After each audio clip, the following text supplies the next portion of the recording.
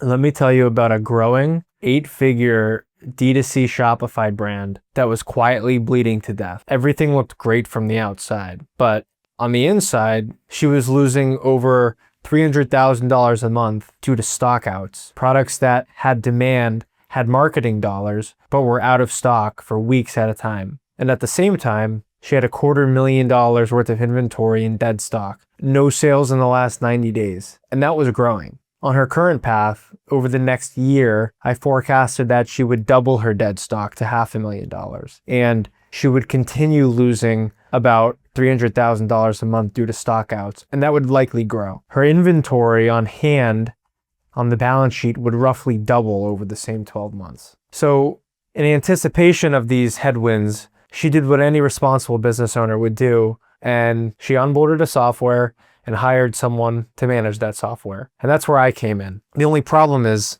the software could have made things a whole lot worse. This is the story of how we figured that out and the system that we replace it with. So here's the thing about inventory. Yes, it's an asset that sits on your balance sheet, and it's a liability because it's cash that's tied up. And in order to turn inventory into profit, you have operating expense. And operating expense in this example is marketing. It's the employees in the warehouse that pack and ship the product to the customer. And what can happen is you get ahead on inventory, you invest in inventory, and you don't have cash to spend on marketing or to pay your people. And the business, despite having a lot of net profit, is out of money. Over the last 20 months, for example, her sales grew over 5 times, but her inventory grew over 8 times. So almost 2 to 1. Her inventory grew almost twice as fast as sales. And of course, she was looking for a tool and for help running the tool in order to fix it. And that's where we met.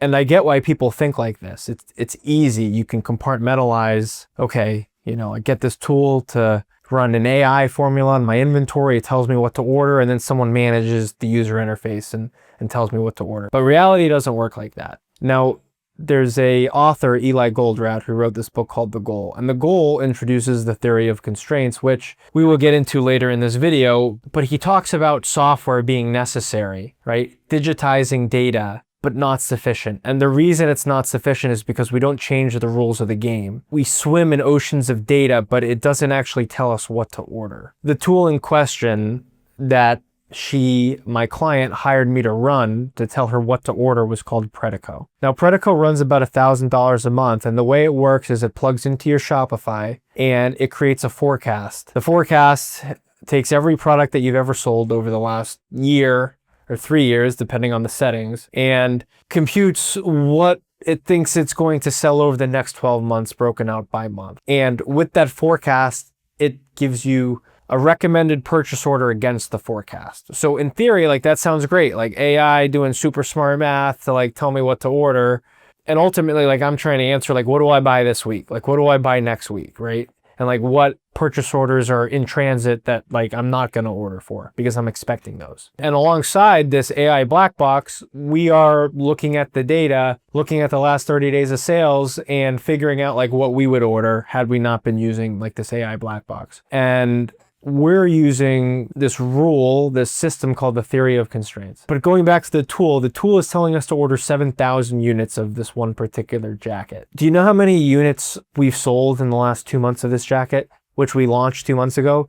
619 units. So this AI is looking at 12 months out saying, hey, you've only sold 619 units of this jacket, but guess what? You're gonna sell 7,000 units in the next 12 months because the AI is super smart and it's never wrong. Now, we know that a forecast is always wrong, and the further out we forecast, the more wrong the forecast is going to be. And so what the tool is not making explicit, but that is implicit, is that the tool is asking us to order for the next 12 months of forecasted demand for this jacket. And that's doing the very thing that we're trying to prevent against, which is to not tie up cash in inventory. We want to allocate the inventory dollars most effectively, right? So we're putting money behind products that are selling quickly and not putting money behind products that are fading. But right away on our bestseller, this Predico AI inventory is saying, hey, order 7,000 units, right? And so why, right? The rules of the game are not changing by using this inventory. It's not saying, hey, best practices for inventory management are X, Y, and Z. Like, it's simply giving us a forecast that's an AI black box that we cannot check the numbers by hand and saying order this much, right? And it's giving us a $500,000 recommended purchase order. We order every week. Like, we would quickly go out of business if we followed this tool's order recommendation. And so even if we wanted to say, hey, what are the top 10 that we should order now, given that cash is constrained, it doesn't do that. And so this is where the theory of constraints comes into play, right? There's 3 metrics that are important here: throughput, profit per unit, times the velocity that is sold